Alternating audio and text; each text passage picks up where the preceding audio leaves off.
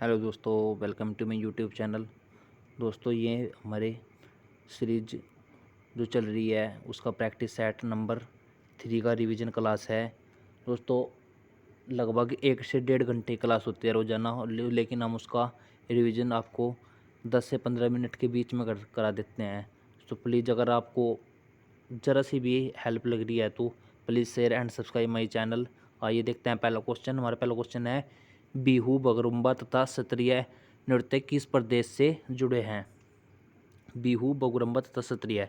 सत्रिय एक classical dance है, जबकि बिहू बगरुम्बा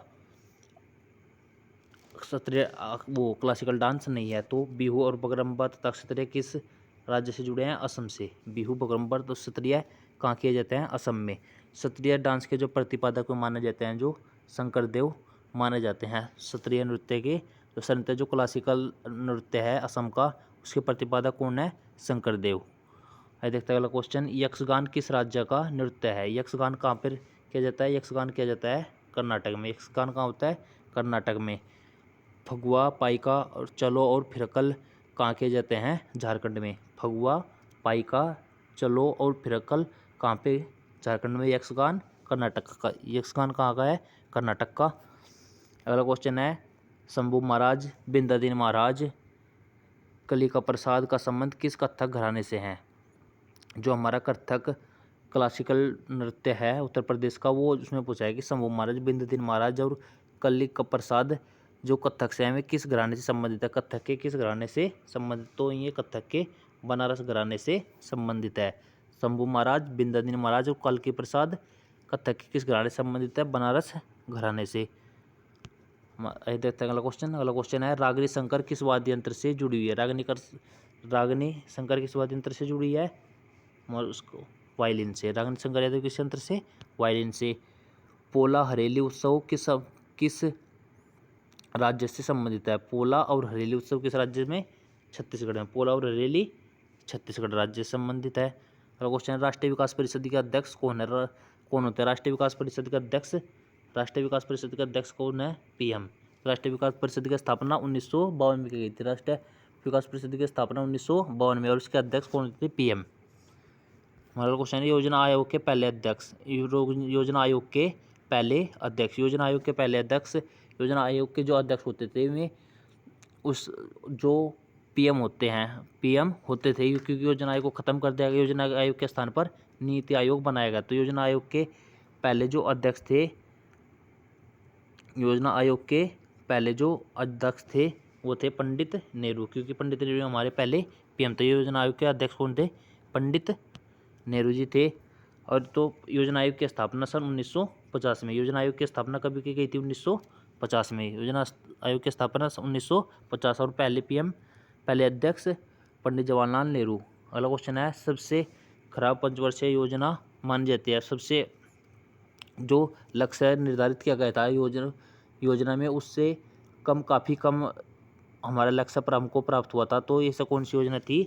पहली योजना को पंचवर्षीय योजना में सबसे कम दर प्राप्त की गई थी। सबसे अधिक दर किस योजना में प्राप्त की थी? जो 10वीं पंचवर्षीय योजना थी उसमें सबसे अधिक दर प्राप्त की गई थी।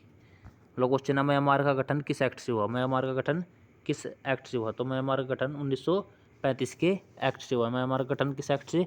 1935 के एक्ट से। तीन ओर से बांग्लादेश से घिरा हुआ भारत का राज्य कौन सा है? तो यह राज्य है त्रिपुरा। त्रिपुरा इस राज्य है। तो तीनों ओर से किससे घिरा हुआ है? त्रिपुरा तीनों ओर से बांग्लादेश से घिरा हुआ है। बांग्लादेश भारत के साथ कितनी सीमा साझा करता है? 4096.7 किलोमीटर। भारत तथा बांग्लादेश कितनी सीमा साझा करता है? 4096.7 किलोमीटर की सीमा साझा करते हैं भारत और बांग्लादेश। हमारा अगला क्वेश्चन है, भूटान के साथ सीमा कौन कौन से राज्य उत्तर प्रदेश भारत के कौन कौन से राज्य सीमा साझा करते हैं? तो ऑप्शन है सिक्किम, पश्चिम बंगाल तथा असम और सभी। तो हमारा ऑप्शन नंबर डी, यानी कि सभी के सभी राज्य जो यहाँ पे दिए गए हैं वे सभी भूटान के साथ सीमा साझा करते हैं। भूटान के साथ भारत की सीमा कितनी, लंबाई कितनी है? 696 किलोमीटर। सबसे ज़्यादा 4096.7 किलोमीटर बांग्लादेश के साथ ही भारत सीमा साझा करता है। भूटान के साथ कितनी 696 किलोमीटर। कौन कौन से राज्य है? सिक्किम, पश्चिम बंगाल, असम। हमारा क्वेश्चन है सबसे बड़ा यूटी, सबसे बड़ा यूटी यानी क्षेत्रफल के हिसाब से सबसे भारत का सबसे यूनाइटेड सबसे बड़ा यूटी कौन सा है? क्षेत्रफल में लद्दाख। इसका कुल एरिया कितना है? 59,140 वर्ग किलोमीटर। 59,140 वर्ग किलोमीटर। अगर सबसे छोटा देखें तो सबसे छोटा है हमारा लक्षद्वीप। सबसे छोटा लक्षद्वीप, इसका एरिया कितना है? 32 किलोमीटर स्क्वायर। 32 किलोमीटर स्क्वायर इसका एरिया है। और सबसे बड़ा है 59,140 वर्ग किलोमीटर यूटी, सबसे बड़ा यूटी लद्दाख। क्वेश्चन यूपीआई का संचालन कौन करता है? यूपीआई का संचालन कौन करता है? यूपीआई का संचालन करता है NPCI, national payment corporation of India. तो यूपीआई का संचालन कौन करता है? एनपीसीआई। यूपीआई कब बना था? यूपीआई बना था सन 2008 में। और यूपीआई 2.0 कब बना? 2016 में। तो यूपीआई बना 2008 में, यूपीआई 2.0 2016 में। यूपीआई स्वीकार करना पहला यूरोपीय देश कौन सा है? फ्रांस। यूपीआई स्वीकार करना पहला यूरोपीय देश फ्रांस। यूपीआई कब बना? 2008 में। बिमस्टेक की स्थापना कब की गई? बिमस्टेक की स्थापना 1997। बिमस्टेक की स्थापना 1997। बिमस्टेक की फुल फॉर्म है Bay of Bengal Initiative Multi Sectoral Trade and tariff.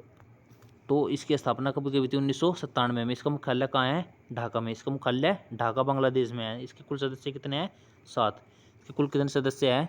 7 सदस्य हैं। नूतन उन्नत योजना किस राज्य ने शुरू की? नूतन उन्नत योजना शुरू किया है उड़ीसा ने। नूतन उन्नत योजना उड़ीसा ने शुरू किया है। My Country My Life book किसने लिखी है? My Country My Life book Advani ji की है। My Country My Life book किसकी है? आडवाणी जी की। My Country My Life book Advani ji की। आडवाणी जी को 50वां भारत रत्न सम्मान मिला है। 50वां भारत रत्न सम्मान किसे मिला?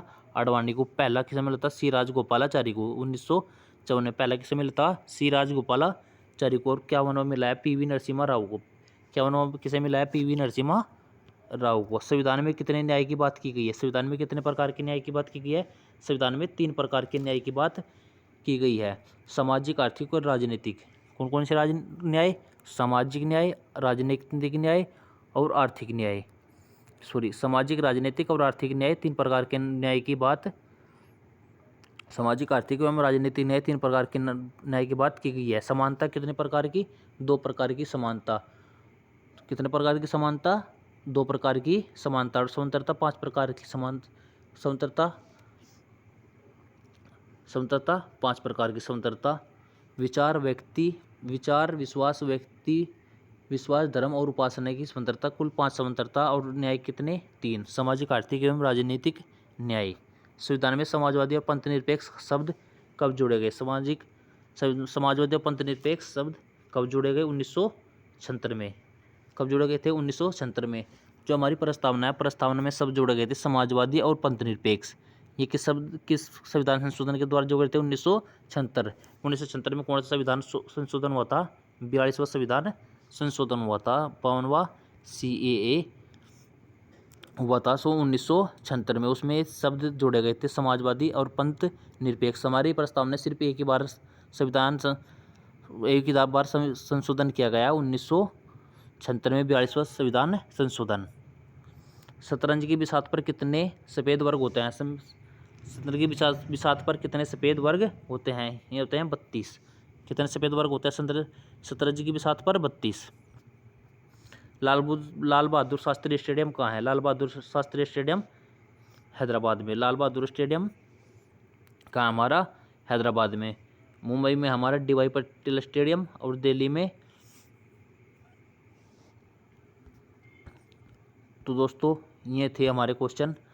दोस्तों हमने 1.5-2 घंटे क्लास को बहुत ही कम समय में रिवीजन कराने की कोशिश किया। अगर आपको ये सभी क्वेश्चन अच्छे लगते हैं तो प्लीज़ शेयर एंड सब्सक्राइब।